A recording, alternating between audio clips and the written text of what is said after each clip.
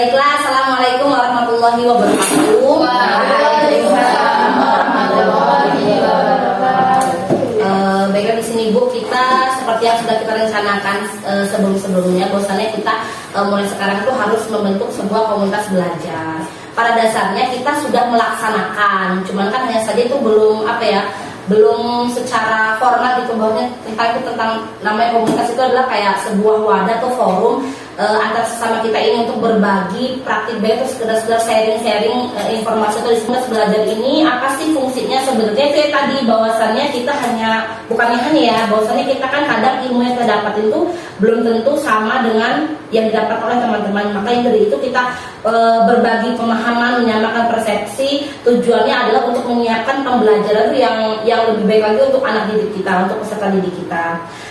Dimana daripada itu adalah ya, yang jelas yang pertama kita lakukan adalah bahwasannya Komber ini kan dapat saya bersama-sama. Mungkin nanti kita akan membagi giliran gitu Bu. Misalkan hari ini saya menyampaikan materi, kita seperti evaluasi gitu Bu, evaluasi. Nah, untuk kita kan biasanya kita melakukan sharing refleksi seperti ini diadakan itu kita tiap akhir minggu atau kita biasanya 2 minggu sekali atau sebulan sekali. Nah, itu mungkin kalau yang pertama ini saya dulu, misalkan seperti hari ini saya belum membagikan informasi, tapi berikutnya kita secara giliran tuh. Informasi tentang apa saja praktik baik kita samakan di kelas. Contohnya misalkan tentang asesmennya seperti apa, atau cara penanganan anak untuk jika anak itu bermasalah, mengalami kendala kemampuan intelektualnya. Jadi kita saling sharing, membagikan informasi praktik baiknya seperti apa sih caranya.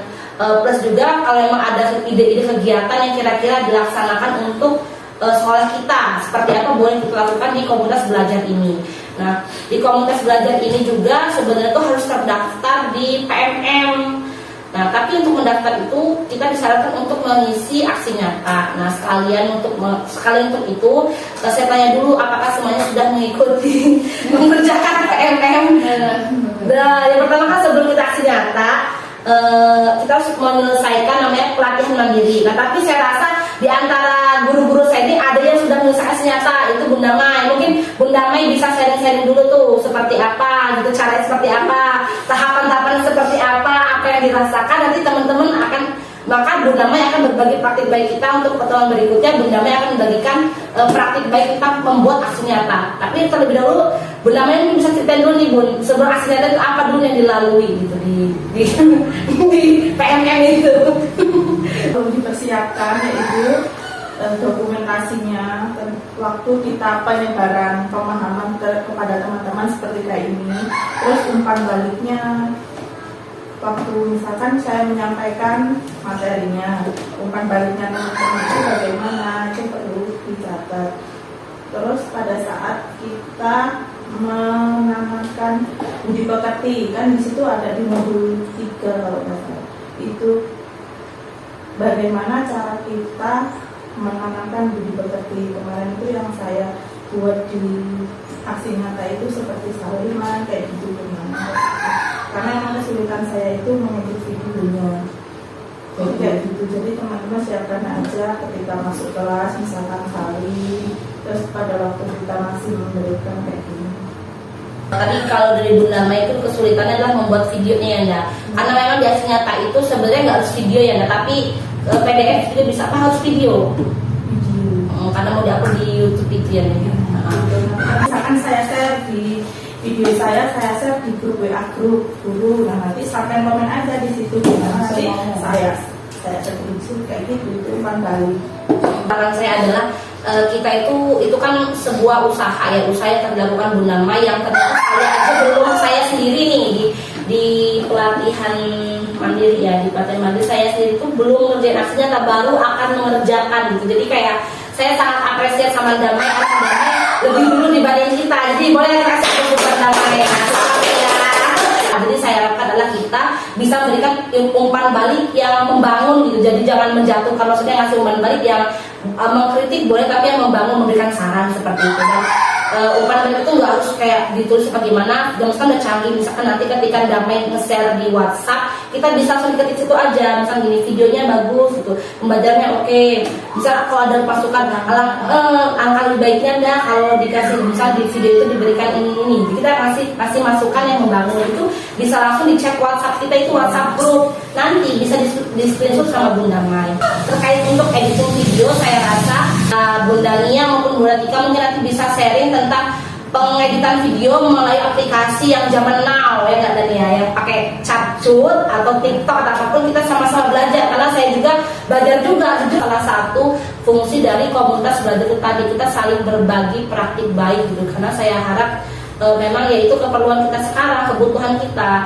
Nah, untuk kedepannya dari di antara kita tuh jangan apa ya Bu, gitu ya, nggak respect sama teman kita yang lebih dulu maju. Kalau saya pribadi, saya sangat mendukung kalau ada orang yang lebih dari saya sangat berterima kasih, karena nanti saya bisa belajar dari dia gitu. Jadi jangan saling menjatuhkan. Kalaupun nanti kita nggak suka sama dia, boleh kita mengkritik dia gitu, tapi tidak di forum seperti ini, panggil secara soal dari kemarin terakhir saya ucapkan yang modul belajar gajah dewasa sudah selesai.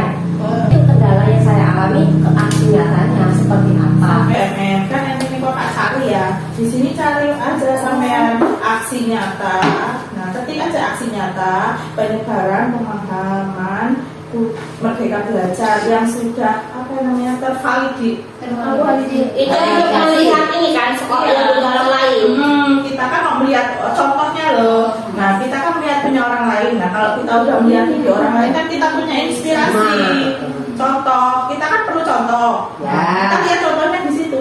Oke ya. Maksud dari Bunda, maksud saya kalau memang sudah ada yang sampai ke situ, maksud saya biar ayo kita bareng-bareng. Jadi yang belum sampai ke situ nanti mereka kan udah paham gitu loh Bun. Saya sempat mau ngajakin bareng-bareng, ayo kita aksinya bareng-bareng, tapi ada masukan dari beberapa guru Bun, gimana kalau saya selesaikan dulu punya saya, ketika punya saya sudah di oke di ACC, udah divaliditas sama sistemnya, saya bisa menurunkan sama teman-teman. Takutnya gini, saya juga belum nyoba, teman-teman bareng-bareng makin riwah semua. Jadi maksudnya Damai ini dia mau nyoba dulu nih, ketika dia sudah valid dia akan berbagi praktik ke kita tanpa membandingkan. Misalkan gini, kalau kayak mungkin Dania cuma dikasih tahu, Bunda Nia tolong cek ini, contohnya seperti ini, mungkin bisa mengerjakan. Tapi contohnya misalkan kayak Bunda yang sih baca ini gimana, Bunda Nani kan pasti butuh ditutorin satu-satu kan. Harapan saya ke depannya adalah memang yang saya prioritaskan ini yang muda-muda dulu nih Bu.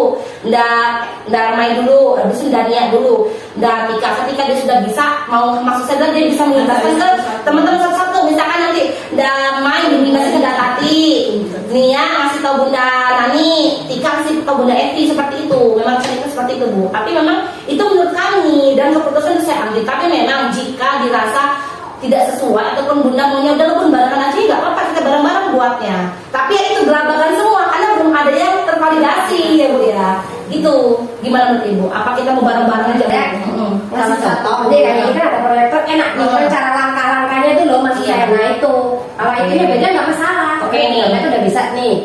Nah kita lihat pakai proyektor kan, jadi mata udah tua ya. Oh caranya ini Bun, seperti ini nih nah. Nah ini saya contohnya, ini kita buka PMM-nya. Jadi maksud saya itu jangan dilihat tapi semuanya buka PMM dulu. Ayo kita sama-sama buka biar sama-sama enak. Nah yang pertama adalah kita selesaikan dulu pelatihan mandiri.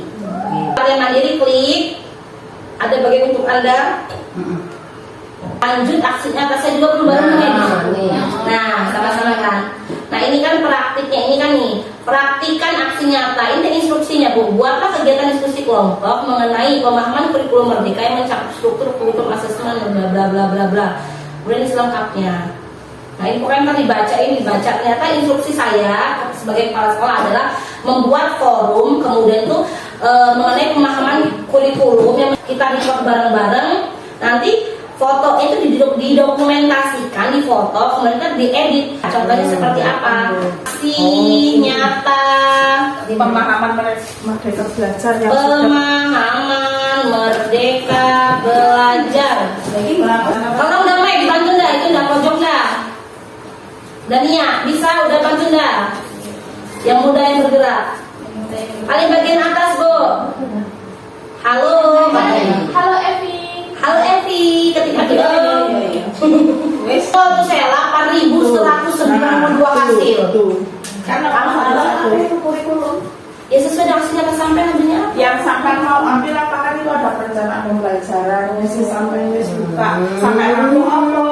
Baiklah seperti itu ya Bu ya, harapan kita adalah untuk kedepannya komunitas yang kita buat ini dapat terus berjalan. Jadi nggak cuma menggebu di awal, tapi saya harapkan dengan konsisten dengan komitmen kita sehingga bisa menghasilkan komunitas belajar ini yang lebih produktif dan konsisten gitu kan Bu. Jadi tadi itu Bu ya, tujuan belajar, tujuan dan manfaat Kombel ini bagi pembelajaran kita tentu saja yang pertama adalah kita dapat saling mengevaluasi, saling berbagi praktik baik, kemudian apa ya, saling memberikan apa ya, masukan kecerdasan yang membangun lah gitu Bu ya, untuk pokoknya untuk pembelajaran kita di sekolah ini agar lebih baik lagi. Nah demikian saya rasa cukup ya Bu ya. Gimana, ada tambahan lain? Cukup ya. Saya akhiri, wassalamualaikum warahmatullahi wabarakatuh. Waalaikumsalam warahmatullahi wabarakatuh.